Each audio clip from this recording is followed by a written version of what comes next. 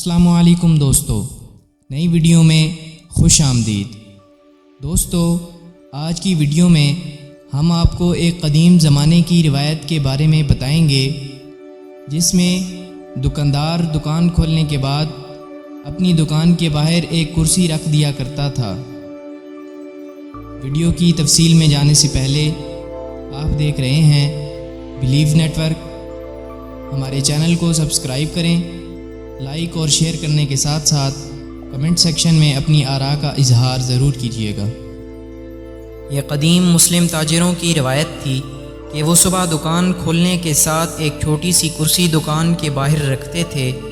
جو ہی پہلا گاہک آتا، دکاندار کرسی اس جگہ سے اٹھاتا اور دکان کے اندر رکھ دیتا، لیکن جب دوسرا گاہک آتا، دکاندار اپنی دکان سے باہر نکل کر بازار پر ایک نظر ڈالتا۔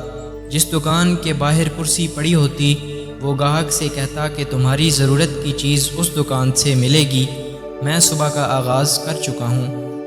کرسی کا دکان کے باہر رکھنا اس بات کی نشانی ہوتی تھی کہ ابھی تک اس دکاندار نے آغاز نہیں کیا۔ یہ مسلم تاجروں کا اخلاق اور محبت تھی، نتیجتاً ان پر برکتوں کا نزول ہوتا تھا۔